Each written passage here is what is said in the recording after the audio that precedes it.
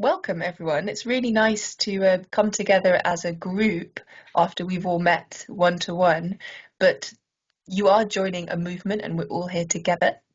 And the purpose of today is really to get you clear on what it means to be part of the movement. Click to the next slide. The purpose of today is to really get clear on what support is available for you. We discussed that a bit in the interviews, but really want to make it concrete for you, and you will all take home this PowerPoint after, so you can come back to it and it will be your little map really to see what are the opportunities possible, who can I reach out to, and this is your little kind of ERC Bible in a way. And what we're going to do is meet everybody, the other new ERCs that have joined here today. You are half of the new people that have joined this round. We've split it up into a smaller group so there's time for you to be able to present and share your work. And you'll meet some members of the team, and we'll go into the practicalities of kind of what are the next bits, how can we support each other, what is going to happen next. And so I hope that by the end you know how you can really make the most out of being part of this movement, because it's really when you can be proactive in taking up the opportunities, that's when you really get the most from being part of the movement.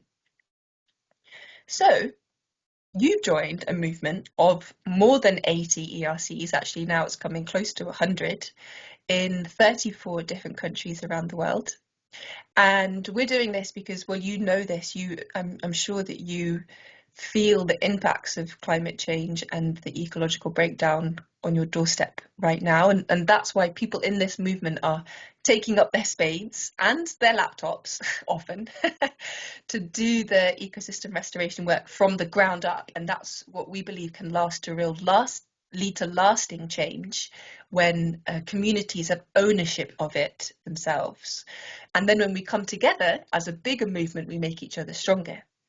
We have a nice little video that shares other people in the movement. I won't share that now because videos glitch when we're sharing them online, but I recommend watching that from home. And we will have plenty of time to go into the details of what the foundation offers, but I want to start with introducing ourselves to each other. The ERC leaders specifically, so that's you, the people coordinating the community-led ecosystem restoration work. And because you're the most important people really in this movement doing the restoration. Should we start with some introductions then? Heino, would you be happy to kick us off? Hello everyone, and thank you for this space. Our project works in Bijagua. It is the north of Costa Rica. This is a rural community located between Tenorio volcano and Miravalles volcano. Our team from Agathos leads the restoration work in this landscape. We combine science, education, and strong community participation. Next. Okay, we serve different groups of community. We work with rural schools and high schools, and they want to learn about trees and restoration. We also work with local community, families, and small landowners who want to protect their land.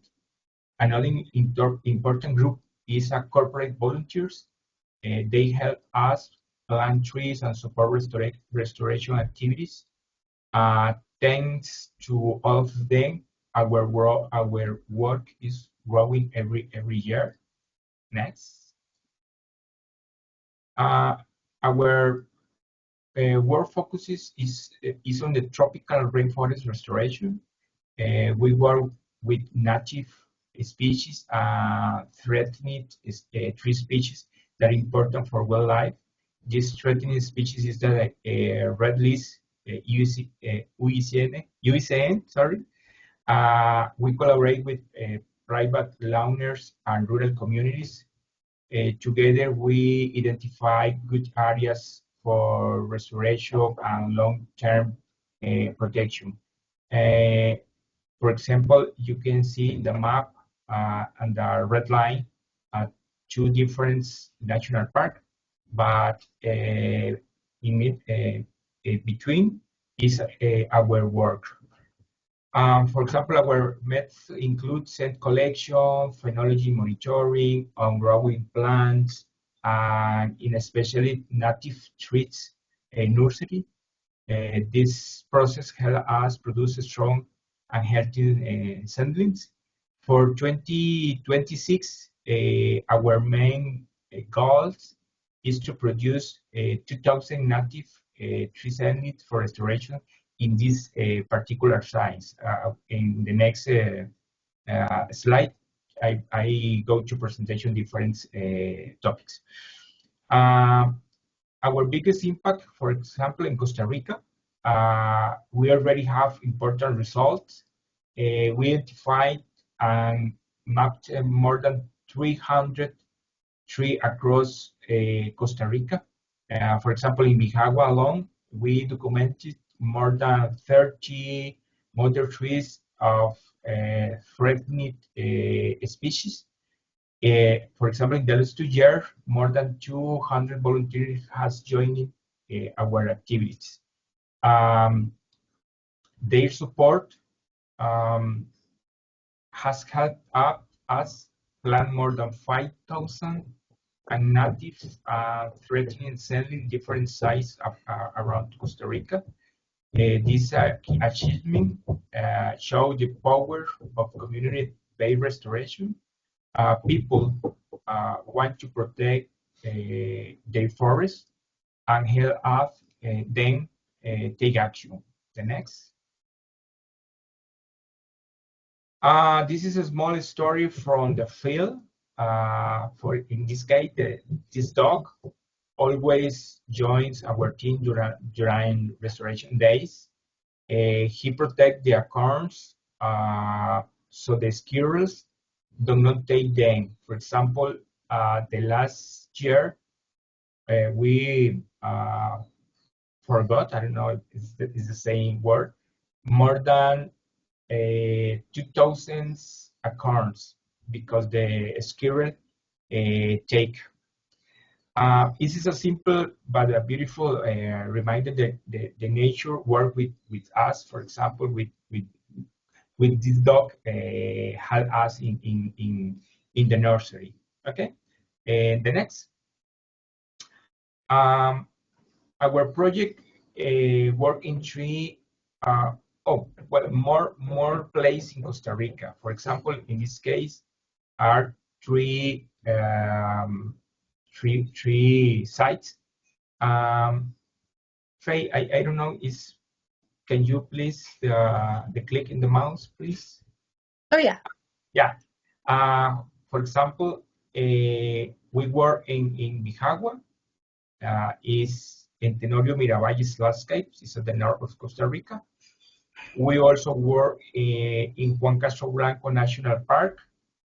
This is part of the Central Volcanic Range. And the next year, we will work in Cerro de Escazú, near the capital city. It's a new project with another grants. These areas are very, very different, but all of them need restoration and strong community engagement. The next is the last one. The next slide, please. Okay, thank you very much for listening for this opportunity. We are very, very happy to be part of the ERC community. Sorry for my English, but I am learning today, or I am learning now to speak English yet. Okay. That was great. Your English is great. It's so clear, Heine. And wow, what an incredible amount of volunteers that are involved. 200 volunteers already. Yeah. And I'm really curious to know how you identify the mother tree. Yeah, it's because we were working around Costa Rica to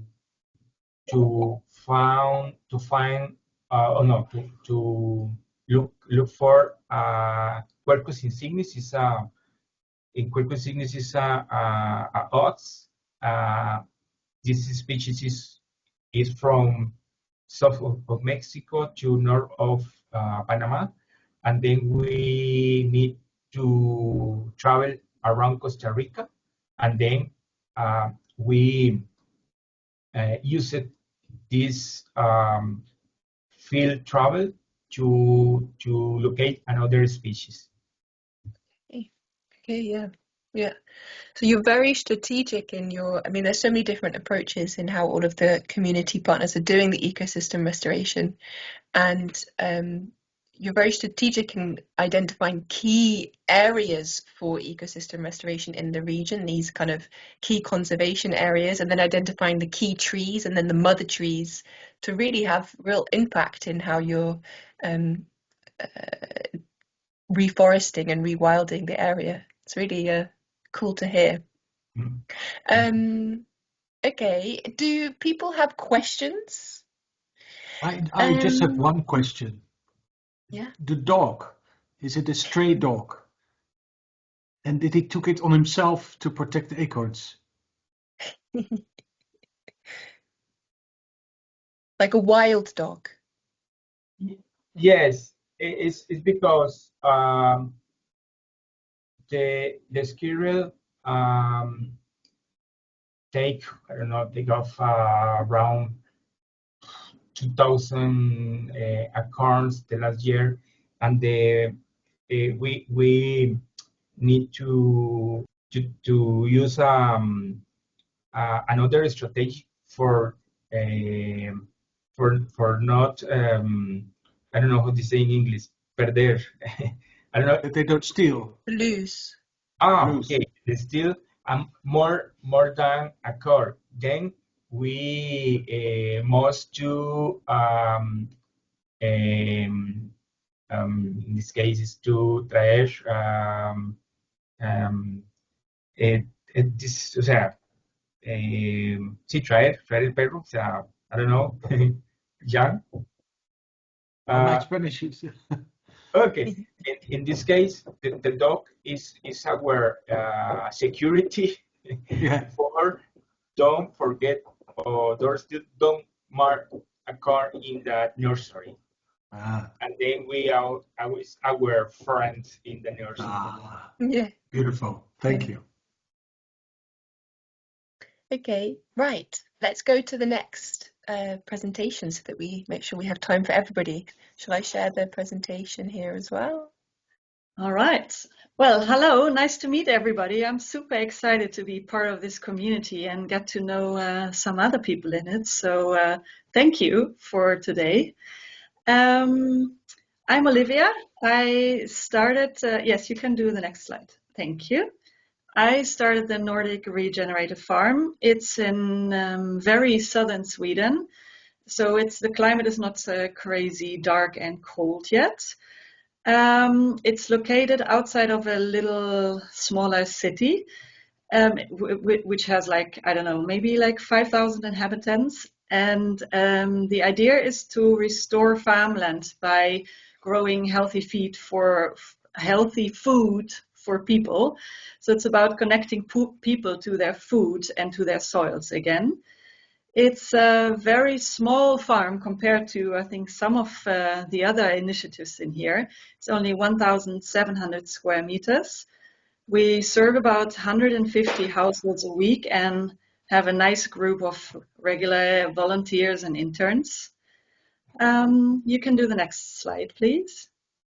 We serve, in short, maybe life above and below our feet.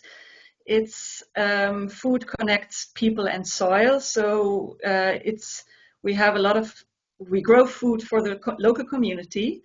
So that is families, children, and there is quite an international crowd there. So lots of newcomers, like myself, because I'm originally German and used to live in the Netherlands. So there's lots of people who come from everywhere.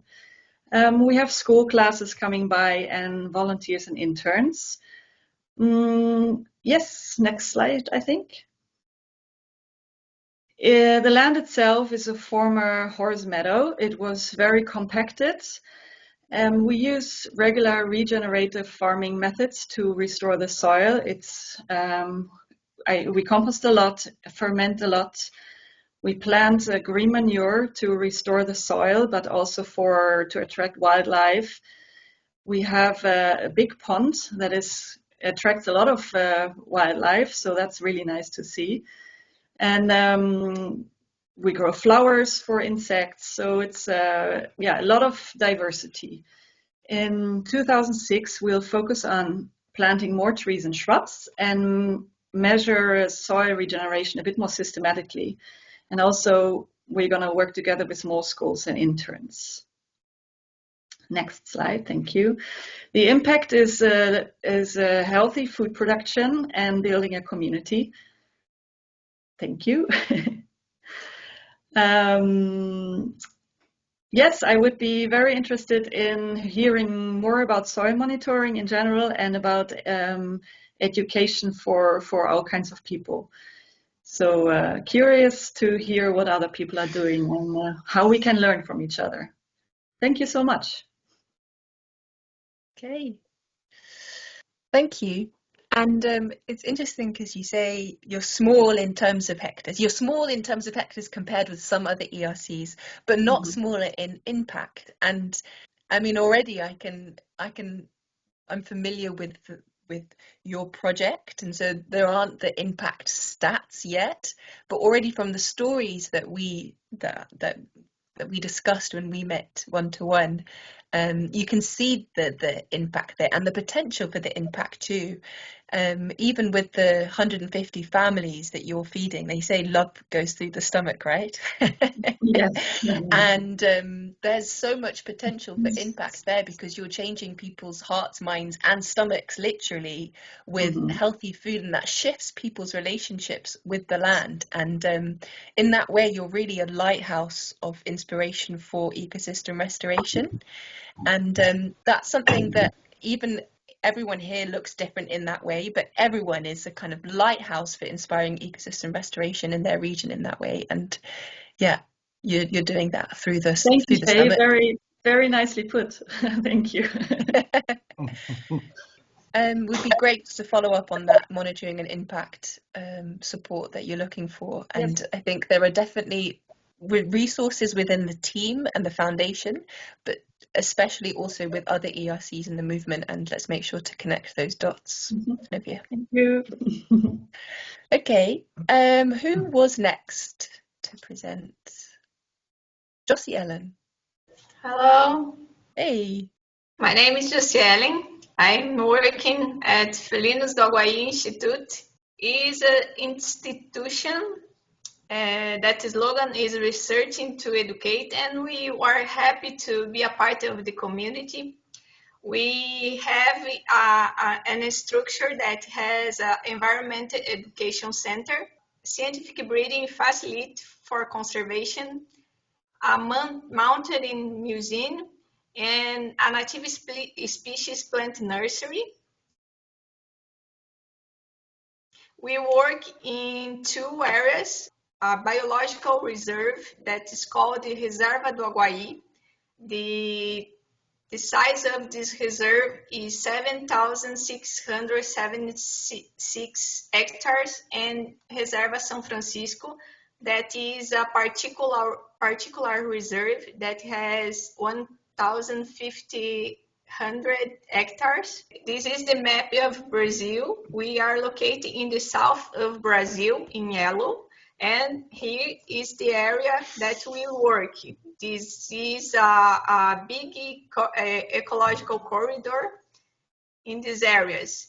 And we have a big dam, a São Bento River Dam, that supplies water supplies for around 3,000 people in many cities. There's a bit of a delay, but it's coming.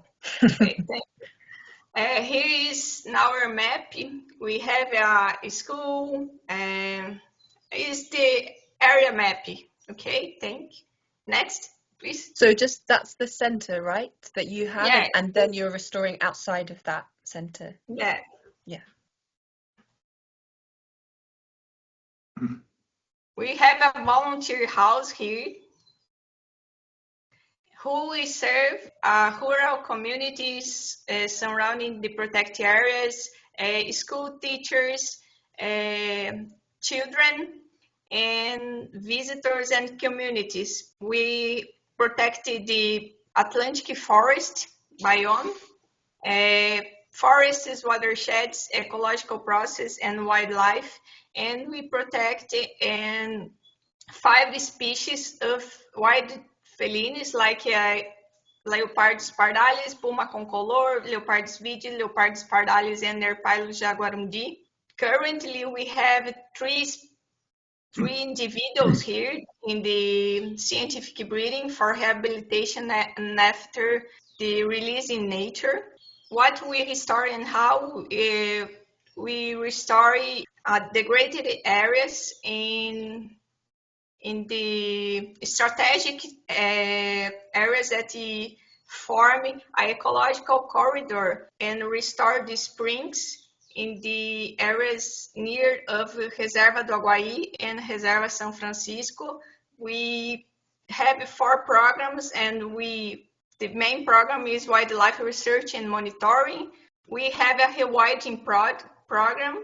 The main goal of this rewilding program is rehabilitating and reintegrate the wild felines in nature, repair vegetation composition to stabilize the riverbanks and enhance the water quality for communities, protecting springs with Caxambu system is a cheap technology, social technology that we work here. We have an environment education program and community engagement. This year we have 200 volunteers in this program.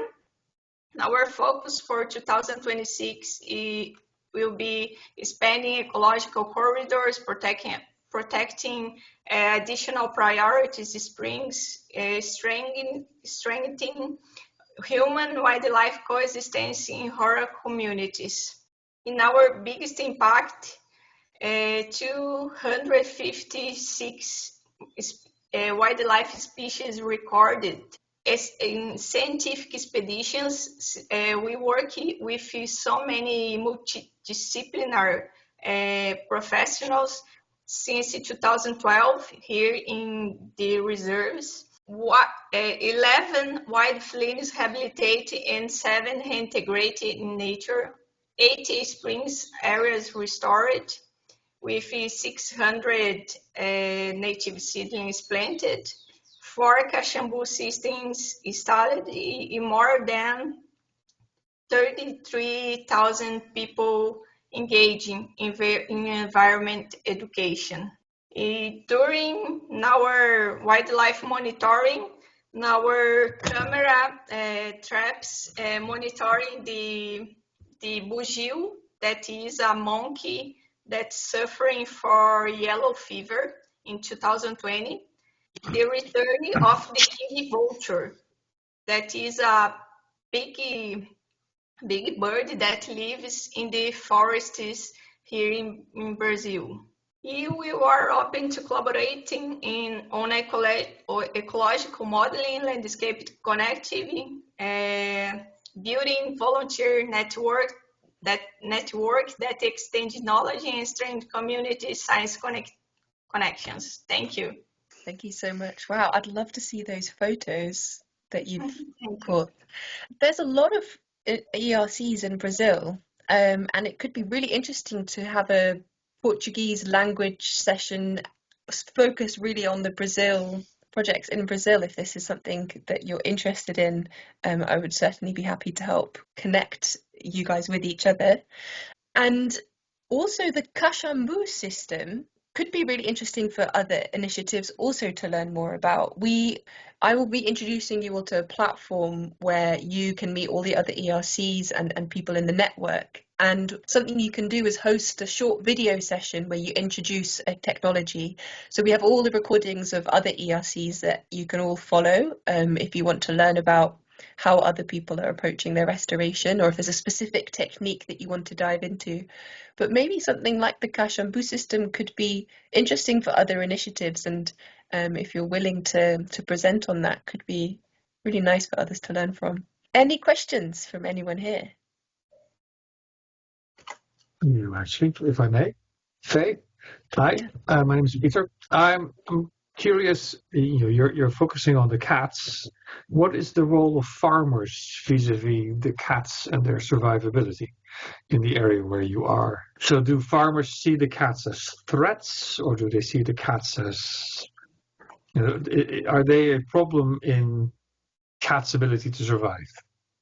We work with the wildcat since 2005, and we teaching them about the benefits for the forest with this predator. And we have a program that connects the human being with the coexistence, and some people see the wildcats with threats, but we talk to them and we make a guide how to protect the cows and other animals in the farms, and we work in the field to make it better coexistence with humans. And I get it, yes. I understand. So in Mexico, there is the ERC called La Tierra del Jaguar. They are also working on you would call it a sensitization program with local communities and the jaguars, who the local communities actively hunt. So I think there's already, just if you get to know them and they get to know you, there's probably quite some mutual learning that can take place. And fascinating. Thank you for the presentation. Thank you. Yeah, so many connections possible. Even maybe because Heine is also developing ecological wildlife corridors also. I mean, yeah, so many possibilities. The best way for people to be able to connect up with ERC's other initiatives in the movement, to be able to have these crossovers, is to get onto the platform that I'll introduce you to later and introduce yourselves. Share what are the main things you're doing, how do you want to collaborate, so that you can make these connections. And of course, having conversations with our team members is also helpful for that, to help make the connections too. Rosanna, just for context for everyone, Rosanna is part of Pandy Farm, who have already onboarded, but as Rosanna's taking on the coordinating role, Rosanna's joining today so that you can, be familiar with it and have a smoother handover. So yeah, thank you. Sorry I wasn't able to put the pictures into slides. I've been plagued with laptop issues this week, but yeah, thank you. Okay, so the pictures might also be in a slightly funny order. So I am a member of staff at Pandy Farm. There in the bottom right hand corner is our farm team, and Pandy Farm is about sort of 25 to 30 acre small family smallholding. We're based in North Wales in the UK, sort of in quite a mountainous region in between the mountains and the sea, and the farm has multiple different habitats on it. So you can kind of see in the background of the pictures the more mature trees. Those are fragments of temperate Atlantic rainforest, and there's lots of joined up projects to try and restore and reconnect temperate Atlantic rainforest on the west coast of the British Isles, and there's a fragment of that forest on the land at Pandy Farm. Yeah, you can see it in the background there of that picture with the tractor. Those are some of the big oak trees. In terms of what we do, we have a kind of slogan, which is "For food and fellowship, we give thanks." And a lot of what we try and do is engage the local community with connection to the land through food growing. And that mainly takes place on the sort of 2 or 3 acre market garden that's on the land there that you can see in plenty of these pictures.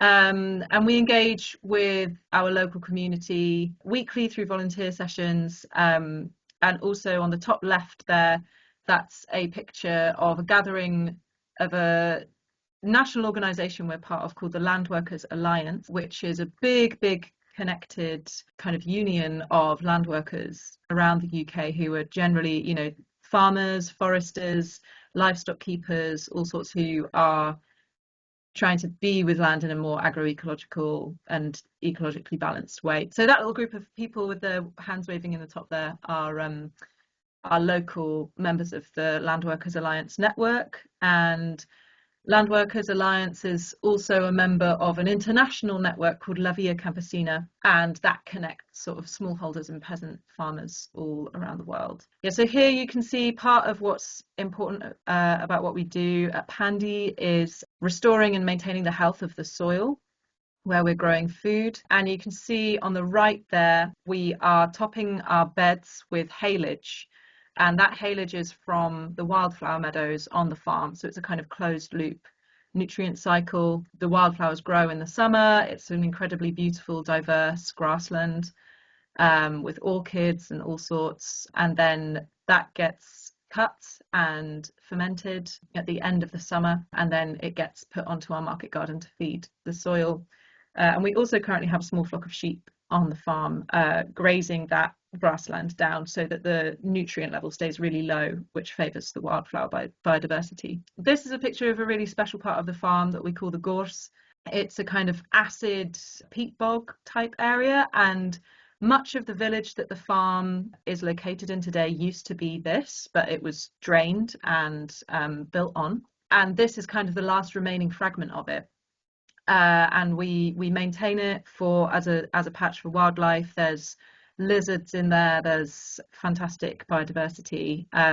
In terms of restoration, this land was originally a livestock farm that was quite heavily overgrazed. The livestock were taken off a couple of decades ago, and that has allowed a lot of regeneration, and now we're slowly reintroducing livestock back into the system in a sort of sustainable way. Probably a good impact of what we've done lately is an event called Confest, which is a conference festival that we've held on the farm that's invited local people to come and discuss and actively engage in issues around food security and land stewardship. And those have been new this year for Pandy Farm and have been really successful events. Yeah, great. It's incredible to see the photo of that acid peat bog. I've not seen that photo before, and to see that that's happened in 2 decades is pretty incredible. Do you have photos of how it used to look 2 decades ago? I think that part of the peat bog was originally like that when they bought the farm, and they've just kind of protected it and kept it as it is. And there's a local guy, he's an ecologist, he's made a beautiful board with all the different species you can see on there, and he really takes care of it. And then as part of the volunteer engagement days, volunteers come and help maintain it. Interesting. And you have a really varied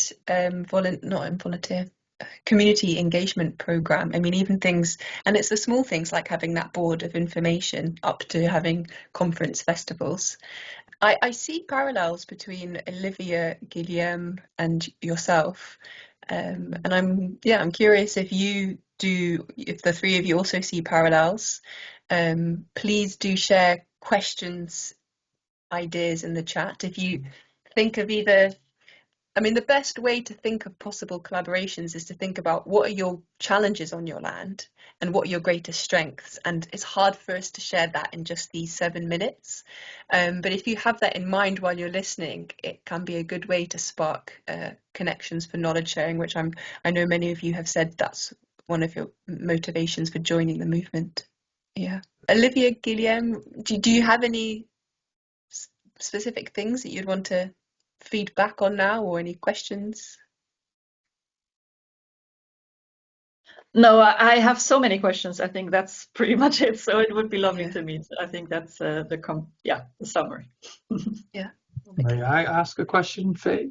Yeah, of course. Anybody. So I don't know, Rosanna, if you've been before, you're new to the movement, but Pandy Farm isn't. I'm really curious if you've heard any feedback from the people that have been there and have been involved on what being part of ERC has meant to them.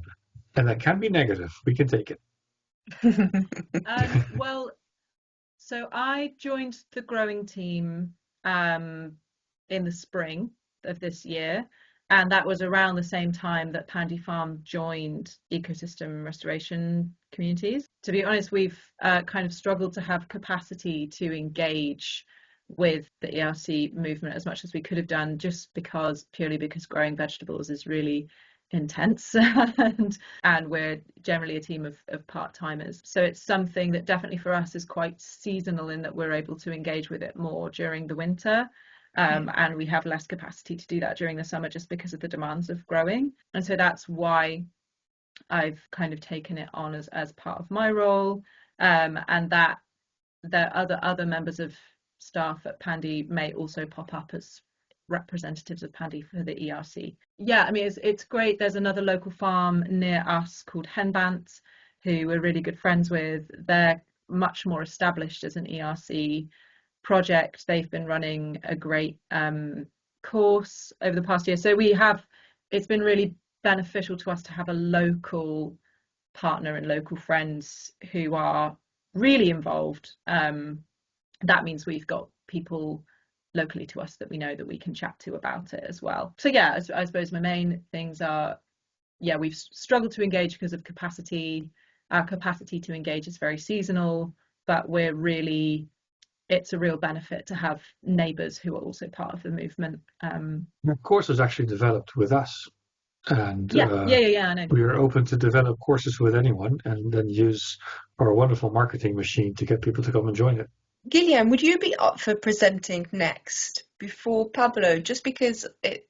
Yes, Equativo. We are an environmental NGO. We are based in Portugal. So in this, and our main mission is to regenerate ecosystems, revitalize landscapes, and empower communities, and specifically to restore the relationship with nature. We work in a region that encompasses 3 municipalities, and we call this region Cova da Beira. This is in the center of Portugal, in the mountains of Portugal, really in the interior. Yes, and this region of Cova da Beira faces many issues. It is the interior, and it's the rural countryside. So this is similar to many other countries. Like the issues, some of the issues that you find here are transversal to many other rural communities, such as the presentations that I've already heard here. In other countries, it'll be similar. We have a few specific issues that might be a little bit different, but I'll just quickly go over them. So the desertification due to fires and land mismanagement, youth depopulation. This is, of course, all the youth goes to the urban centers of the country, Lisbon and Porto mainly. In this region, we have some mines, some functioning mines, and we are also at risk of new open pit mines to be opened. And as an environmental NGO, we're always fighting them, and with some success actually. So that's our activist line of work. Fires is actually the #1 problem, wildfires. And in our region specifically, we have a lot of pine trees. That's the #1 tree species that is occupying most of the area. It's full of resin. It burns a lot. It dries the land. It creates this thick layer of, in Portuguese we call it carum, the pine needles, which is very fire prone. It burns very easily. If you add this to another problem that is not mentioned here, which is land abandonment, so it's combination of many issues that make fire the major threat of our area. Yes, so these are good. You can pass to this one. So these are our main areas of intervention. Oh, I didn't translate, so I'm recycling a presentation that I already had. So areas of intervention. So environmental education by doing workshops in secondary school. We also host courses. We just completed one recently with a good number of attendants called a water cycle revival course. But we also do syntropic farming, deep ecology. So we don't work just on green skills. We also work on the let's call it psychological, social side through deep ecology. We also organize hikes in nature. Our region is very beautiful. Serra da Estrela Mountains, very unique landscapes. So it offers us many great opportunities to organize hikes. Of course, we also organize a lot of ecological interventions.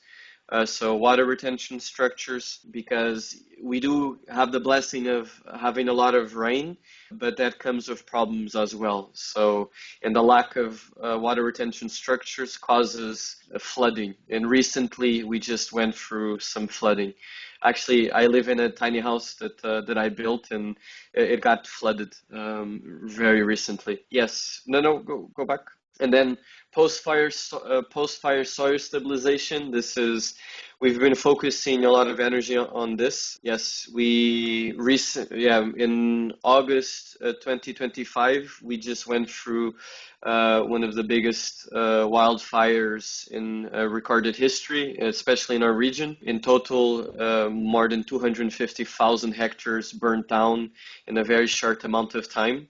All over Portugal, but our region was heavily hit. I'll show some pictures, a bit of a devastating pictures of where, like my home. So we work in this region, but we also have a base of operations. There is an eco village called Ananakaliani. I'll share some pictures later. So all of this to say that post-fire soil stabilization has been since August 2025 our main work. We have been organized many beautiful community actions. I'll share some of this later as well. Nature, oh no. There are 4 things. So nature conservation, we want to set up a wetland sanctuary. APP is we have this agency in Portugal that regulates the forests, and they have this legal framework to set up privately owned nature reserves that are managed by an entity. So we're looking into establishing this. And then green technology. So how can technology aid us in this ecological efforts that we do? And you can go to the next slide. So these are our current projects that we're working on right now. So reforestation, Mãos da Terra is this community initiative that was born out of the ashes of the big fires of this summer. Another project will be called the 7 Habitats, that is really focused in our home, which we call Ananda Kalyani. And then Forest Vision is our flagship technological project that we have developed and and we're maintaining. So next slide. Yeah, and Guillaume, we are at 7 minutes, so if you would be able to do the next slides, so there's enough time for Pablo to also present. It's already been 7 minutes. Yes, it has. If you're able to wrap wow. up the next slides a little more quickly, just so there's time for Pablo as well. Yeah, so this is Ananda Kalyani. This is our home, our eco village. This was a picture taken by a drone in spring 2024. We have a guest house, we have a farm, we have a lot of things, and with the work of our association, we have focused a lot of energy in this land. It's not so clear, but there's a river. Actually, in the next picture, it's going to become clear, so you can show the next picture. So this is how it looks like now, currently. So as you can see, everything has burnt completely as to the limit of the horizon. So, but thankfully, you can see our project in the bottom. It's a tiny little green island in the middle of the blackness. We were able to survive through the power of community. We have brave souls that spent almost like 3 days nonstop fighting the fires. We would have lost everything if it weren't for these brave souls that stayed to protect our land. We still lost a lot. We have 33 hectares of land and only 5 hectares we managed to keep, which is the main infrastructure. Everything else burnt down. We had 500 cherry trees with irrigation system, everything burnt. We lost a lot as well, but the main infrastructure we managed to keep. Yes, maybe. Yeah, I'm surprised that 7 minutes have gone by so fast. This is just a few future projects that we would like to do. We can share this presentation as well if anybody's interested to learn more, go into more depth on the different projects. Or, for I'm example, definitely very interested in your first vision, but that needs a bit more time. But that's something that we're looking into as well. I think that's it's really interesting to hear a bit more about it later. Sure. Yeah, it was a 2-year project, so there's a lot to say about it. Yeah. There's so much to share for everybody's projects. It's so hard to do in just 7 minutes. But also it speaks to the scale and the diversity of the work that you're doing at Educativo. So many different angles. So thank you for taking the time to share that.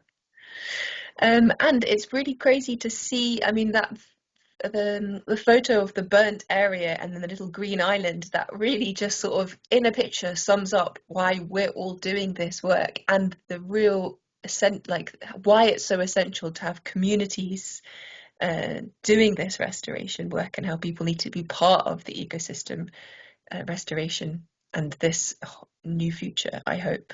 Okay, Pablo. I'm going to run through my presentation in order to show you a video that lasts like around 2 minutes. So I'm starting my stopwatch and 2 minutes from my presentation, 2 minutes of the video. So welcome and thank you. Thank you for having us. Thank you for welcoming us to these ecosystem restoration communities. We are Estampa Verde. We promote and expand regeneration. We massify and scale the adoption of regenerative agroforestry and silvopastoral systems in Mexico. We are an authorized international donor with 10 years of experience on managing international funds, and we establish partnerships with local actors to co-create regenerative action plans to adapt to climate changes using nature-based solutions. This is who we are. We're Estampa Verde, and I'm Pablo King. Thank you. Thank you very much. Next. Thank you, Faye. So together we work to activate ecosystem restoration through education, science, community engagement, and local governance. I'm presenting you this Sonora project. Thank you. Next. Thank you. Who we serve, we work with a diverse group. We work with university students, with rural producers, with local communities. Thank you. Next. And of course, with women and youth, whose leadership is essential for long-term transformation. We serve principally with to the ecosystem themselves and riparian corridors, desert woodlands, mountain forest, and degraded micro watersheds. This group appears consistently in our reforestation programs. Thank you. Next, yeah, thank you. So what and how we restore? We work with degenerative water cycles, talking about wildfires, overexploitation, pollution, soil erosion, deforestation, invasive plants, and loss of riparian vegetation. Thank you. Next. Oh my God, 2 minutes. And what we do is to recover the water cycle with key line design, riparian vegetation recovery, soil recovery, infiltration, reforestation, and so on. We are in this specific project working within 2 territories with more than 10,000 hectares of indirect impact using nature-based solutions. So 2 territories, these 10,000 hectares of indirect impact. Thank you. And our core methods is, of course, nature-based solutions, Key line design, thank you. Agroforestry and regenerative silvopastoral systems, Miyawaki method, adapted to Sonoran Desert, and participatory mapping, co-creation, living cartography using design thinking, U-theory, and methodologies of future design, workshop design. Thank you. Next. Well, so what makes our work unique is that we're empowering universities to lead the restoration process in partnership with local communities. This is a rare and powerful model in the northern Mexico. And next, thank you. We use science, imagination, co-creation, design thinking, youth theory by exploring, connecting, imagining, prototyping, and harvesting our projects. And I want to show you this video. Let's share the video instead of this boring presentation. No, just kidding. For you to have a wide view and more vivid experience of what we do. Acabamos de hacer núcleos Miyawaki, que son núcleos para hacer reforestación, y se incluyeron plantas nativas también aquí en los núcleos.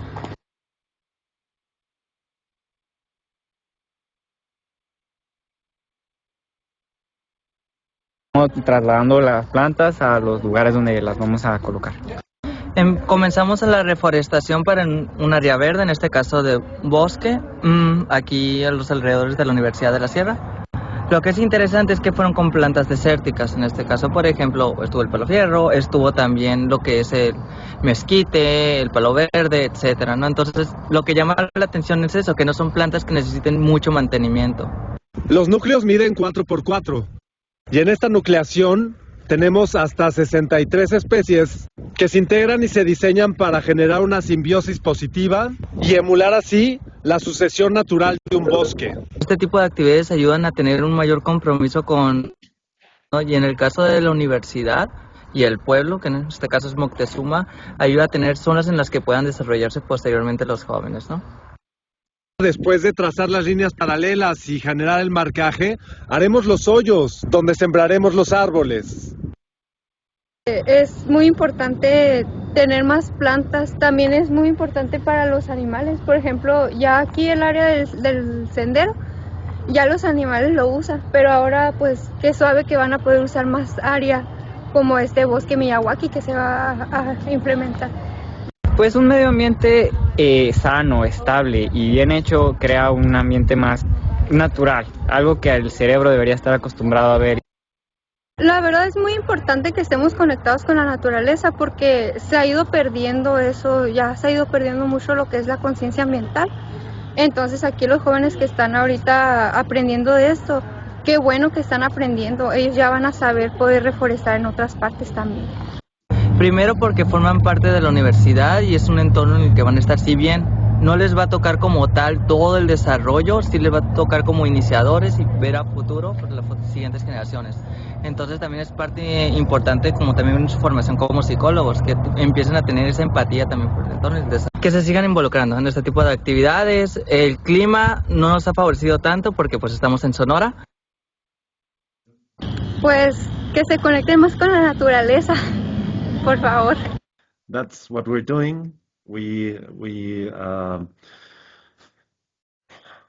Our biggest impact by today is like 100,000 native trees planted, 10,000 hectares in 2 priority territories, Cananea and Moctezuma, and this community, this university that is embracing this restoration community. And well, that would be all for now. Thank you, Pai. Thank you.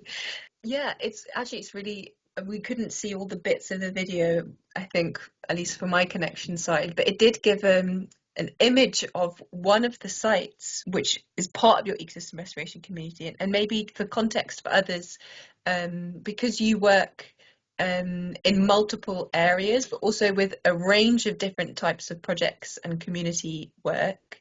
it's really 3 main sites that are your ecosystem restoration community site, where specifically, could you maybe describe what those sites are like for others in this group? By now, we're reducing our camps to these 2 places, Cananea and Moctezuma. In Moctezuma, well, we have this community, this youth community, and we are consolidating this network and establishing university as the nursery, as the demo site, as the develop core, to this reforestation and regeneration of a place, no? Yeah. And so it's like a living lab. It is, yeah. It is a living territory with a lot of obstacles and gaps, environmental and social and economical gaps. I think that the most important part of our project is that the community, the people we're working with are very into and committed with a profound sense of ownership of they feel like this is their territory and they need to recover it. They need to guarantee its restoration. Yeah, and that's really visible in that video. I mean, those are it's just very heartwarming and inspiring to see that. It's like you said, that very clear ownership and that pride of young people talking about their land. That's really inspiring to see. If anybody has questions, please share them in the chat. I'm aware that we're coming soon to the end of the time, and I want to be sure that we can talk about the practicalities of how the foundation can support you. So let's go to that. Let me share the slide. So thank you so much, everyone, for sharing your work, and I hope that it gives to everyone just an insight into a little part of who's in this big movement, and can start to give you some ideas for, well, different ideas possible in your own work, or connections that could be made, and that conversations can grow from here. What is the role of the foundation? So the foundation has started to support the movement to grow, and we support with communications and storytelling, knowledge exchange, and with resources and funding. I think it's good for you to know that when you see ERF, that means the foundation, and ERC is you, the communities doing the ecosystem restoration, and together we make the whole movement. In the team, we have 4 team members who are here, the 2 directors, Peter and Hein. Do you want to wave and just say hello shortly? Hello, nice to meet you all. Hello, and shortly. Yeah, it's so short now. And we have Christina. Christina, do you want to also just wave and say hello so people can see who you are? Yes, hi everyone. And I was listening for the entire time, and I'm really inspired by all of your projects. So thanks for sharing. Yeah, and I'm sure that you will get to know Christina more over time. Christina leads on fundraising, and we have Kath, who couldn't be here today, unfortunately, but she leads on communications and storytelling. And then we have volunteers who support our team. Actually, we have more volunteers who are not listed here. I myself will be a volunteer from January onwards, and I support the onboarding process. But we also have Wendy, who's a whiz with all the digital marketing. Ashley leads on the educational projects, and she does that on a consultancy basis. So I think it's really good for you to know that if you have a project that you want to develop, if you want to develop a course in collaboration with us, that's something that we're also really enthusiastic to do, and Ash is very skilled at that. We can do that on a consultancy basis, so where you have funds or where we can collaboratively apply to funds, we can facilitate that. So that's our team. Please know that we're a small team. We really do our best to be in touch promptly. We're a mighty movement, but we're also a small team, small but mighty team. But please don't hesitate to get in touch anytime. And so you can see our emails here on this slide, and keep this slide so that you can be in touch. You all have my email as well, so you're welcome to reach out to me, or you can reach out to people in the team directly. So you have an idea or a story or a question about communications, you can reach out to Kath directly, for example. We have a big network of experts that support us with advice, and you can also always reach out to them on a consultancy basis. Also, we have various different partners, but I want to focus on the concrete pillars for support for you. So in terms of fundraising, Christina, feel free to jump in here if I'm missing anything. We work with the ERC, with you, with the initiatives on a project basis to raise funds. And we can do that either with one-to-one. If there's a grant that you see, you can reach out to us and we can work on that. Or we can do it with a mix of communities that have overlapping needs or a theme where there's a grant that we can apply to together. So if you ever see a call for an application, then feel free to share it with us, get in touch, and we can work on that together. Christina is an absolute powerhouse and is currently working on 10 different applications. When we see them, we reach out to you, but it's really, if you see one, you can get in touch with us and we can definitely explore collaborating on that with you. If you need a fiscal sponsorship, say you want to receive a grant from an American donor, for example, we can give you, we can provide that fiscal sponsorship, and on your own webpage. So we'll make sure that everybody has their own webpage. And on that webpage, there's a button so people can donate to you directly. So if you have any ideas or a proposal for a project, please get in touch with Christina, and you can see her email here. So that's fundraising. Then we have the networking and communications, and this is Kath who mostly leads on this. Oh yes, Peter, good point. So the Dutch Foundation can also, so if you want funds from a European donor, you can also have the Dutch Foundation can provide a fiscal sponsorship for you.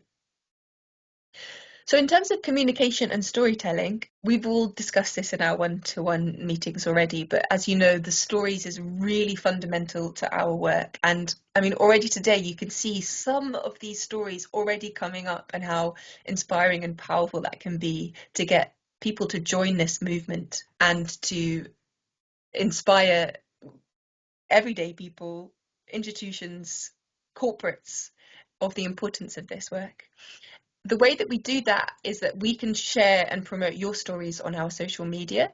I think we have 73,000 followers, is that right, Peter? Of a global audience on our social media. So if you share your stories with us, we can really amplify it to a broader global audience. We can write blogs for you. So if you have a deep dive story that you want to get into, for example, Guillaume, we didn't get to dive into those projects, but if you wanted to share more work on your Manos Ateros, if I'm pronouncing that correctly, we could, for example, do a deep dive on that.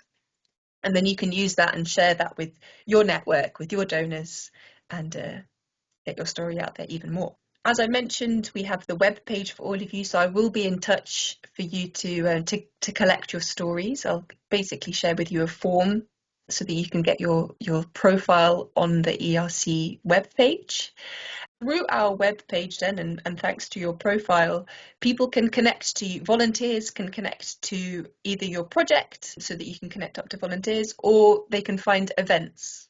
So please keep sharing with us when you have events or when you want volunteers, and so that we can help facilitate that. And soon in the new year, we will have a webinar to share top tips and best practices on how you can make the most of social media and make sure your story is seen. So keep an eye out on Circle, which I'll introduce to you, and on your emails to get the invite for that coming up. So yeah, again, if you have any ideas or questions on comms, please reach out to Kath. The best way to reach her is hello@erc.earth. The next thing is knowledge exchange and education. And we support the ERCs to be able to, well, we have a whole resource of knowledge within the movement. And we support that through many different ways. One is that we have resources available both on our platform, and I'll even link to them in the next slide here. And that's resources with trainings, for example, a roadmap training, how can you develop an ecosystem restoration project right from the beginning, including fundraising and developing an organization, through to how do you measure and monitor your impact. We have resources on monitoring and evaluation. That's a big important part of our library of knowledge also. We have, for example, a framework on how to collect data on your social impact, on your ecological impact, and I'll make sure to show you how you can find those next. But also really important to our knowledge exchange is having a place where you can meet. So there are almost 100 initiatives now in this movement, and we use a platform called Circle. You will all get a login link sent to you where you can see who else is in the movement, and it's kind of like a little Facebook but for ERC for this movement, and you can put your questions in there, you can suggest ideas, you can reach out to people directly. And what's also really nice is that all of the resources that we offer, the knowledge resources, you can find there. So even if you're not a super active social media type user, say you don't want to be making regular posts, it's a really great place for you to come to see what are the resources available to me. So make sure to keep an eye on your Circle platform. We also support to create trainings, and like I mentioned, that's on a paid consultancy basis. You can work directly with Ashley, and that's something that comes up in grant opportunities. So we will definitely be keeping an eye out. And if you also see one, don't hesitate to get in touch. It's really good fun developing a course. So one like the one that Henband, which Rosanna mentioned, the Becoming a Regenerative Farmer, we actually just had an initiative that we met with last week who's joined the movement, and they actually started their whole ecosystem restoration community after joining that course and that training. Even Josie Ellen, who's now no longer in the room, I see, but Josie Ellen was got really involved in this work and learned a lot about ecosystem restoration by being involved in another ERC within Brazil. So it's really, these courses really have a lot of impact in connecting in empowering more people to get involved in ecosystem restoration. And if you're interested in doing that, then do get in touch and keep an eye out for grant opportunities to help fund that. Okay, so I will make sure to share with you the link for Circle for you to get onto that platform. And if you want to access if you want to find the kind of list of these resources for knowledge exchange, you can also find them. I've kind of listed the key ones here, so it's easier for you to find. The resources page is a web link you'll see, and also all the recorded videos where other ERCs share what they're up to. They're really worth diving into. So it's going to take you a little bit of time to just research and see what's there. I'll share this page with you so you can navigate to that, but don't hesitate to get in touch if you have any questions or if you're looking for something specific. Okay, before we move on, does anybody have specific questions about any of these resources or anything that you're excited about that you want to make sure we dive into, that you want to connect up with us for? Okay. Not question, yeah, but it's not a question. It's just a greeting, a salute for you all, and we're very happy. We're very happy and motivated with this meeting, with this welcoming session. Yeah, good. Yes, we are too. I'm very glad that you're all here. Okay, if there's no questions on the offerings or the opportunities for support that we have right now, I'll move on to the next bit, which is really important. And we've all spoke about this already, but I do want to just reiterate it here. So it's really important for us to receive your stories and to hear your annual impact. So the annual impact is really easy because we just send a super short survey once a year, and it's just good for you to keep a track, which hopefully you do for yourselves anyway, of how many trees and plants you're planting, and also how many people are getting involved in your activities. So that's important, just once a year, super short survey. And the stories is really important. What we ask for is if you can send to us maybe once every 4 to 6 months, roughly, that's the ideal, a photo or a video with a little description that says what you're up to. You can send that to us either on email, or you can just put that on Circle, and we'll make sure to pick up on that and amplify your story. I put here a little slide so that you can have it as a reference point, like a reminder of what to include in when you're sharing your stories with us. So again, a description of what you're up to. If you have an impact story or a testimonial quote, that's really powerful. But in the very least, a short description and a photo, roughly every 6 months. And with that, we will get your story out there. Okay. Really, that's the crux of everything so far. It's really a start to our partnership, and I look forward to us all being in touch much more over time. The next steps are to get your MOU. If you've not sent them to me yet, I have them from most of you, but not everybody. So if you've not sent it to me, please do. And after that, let's get your webpage up. I will be in touch for you to know, for you to fill in a bit of a form so we can get your story and make your profile. I will also share with you a link to get onto Circle so you can join the community there and start exploring who else is there. I have a question regarding Circle. So is it for us to be shared in Circle, and then the team at ERF will decide if it warrants to be shared in your own Instagram and Facebook that has all those massive following? How would that work? Or should we email specifically at Hello ERC things that we think are like, let's say, more valuable to share? Well, they both have their plus sides. So Circle is closed community in the sense that it's really for everybody that's within our network.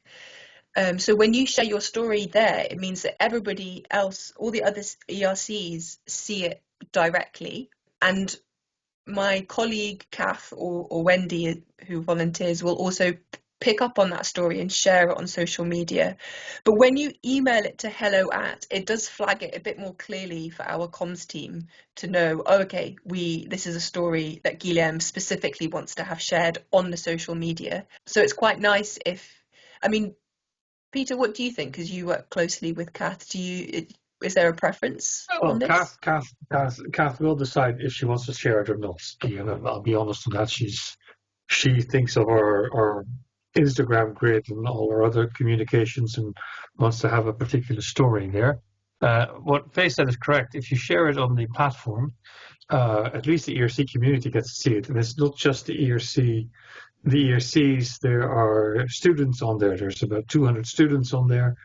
We are planning to introduce the donor community to it that are interested in this. So then you reach more people that are like you and are really interested.